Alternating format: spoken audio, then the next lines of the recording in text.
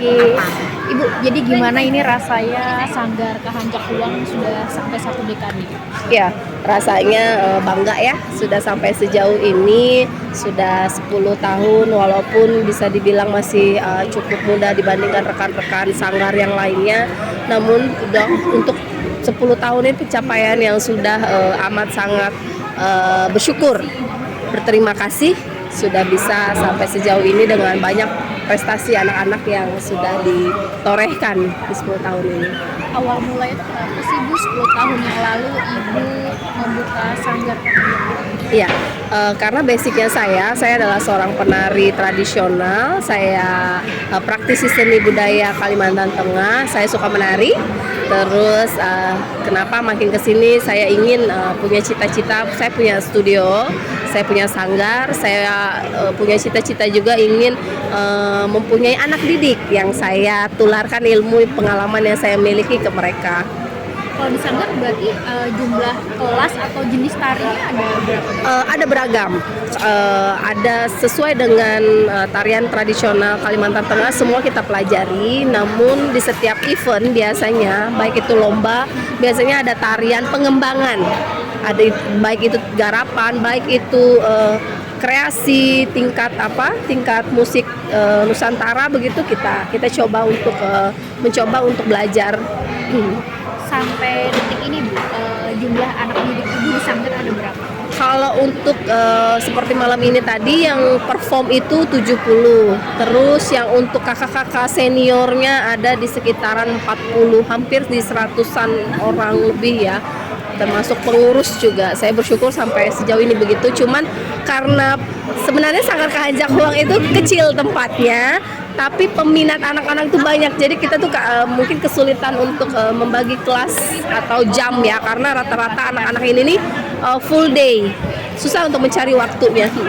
Kalau dari Sanggar sendiri Bu, prestasi terbarunya yang baru ditorehkan apa itu? Prestasi terbaru kita menjuarai satu tari garapan etnik untuk provinsi Sekal Selteng.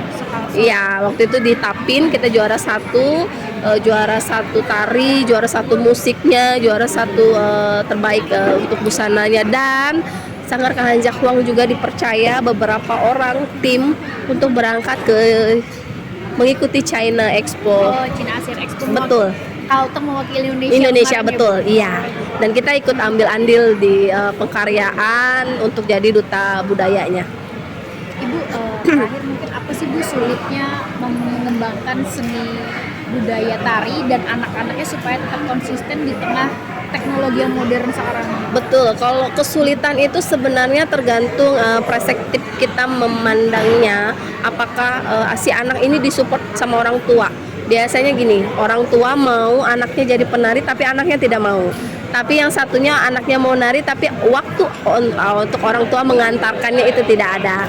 Nah, kesulitannya kita itu kadang anak-anak ini punya bakat, namun mungkin secara dukungannya kurang dari orang tua. Tapi makin kesini kita menunjukkan kebolehan, baik itu lewat sosial media dan lewat prestasi-prestasi, makin kesini pemikiran orang tua pun terbuka dan si anak pun ingin, oh dia bisa loh, saya kok enggak, saya mau dong seperti itu. Akhirnya menimbulkan pemikiran perasaan mereka seperti itu.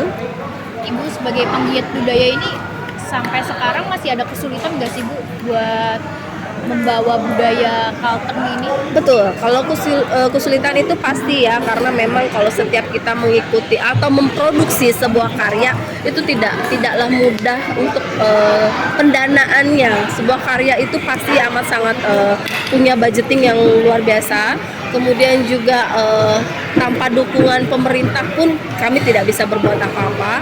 Tanpa dukungan support orang tua pun kita tidak bisa berbuat apa-apa. Jadi ibaratnya kita nih punya talenta, kita punya bakat, tapi kalau tidak disupport lingkungan dan sekitar kan percuma.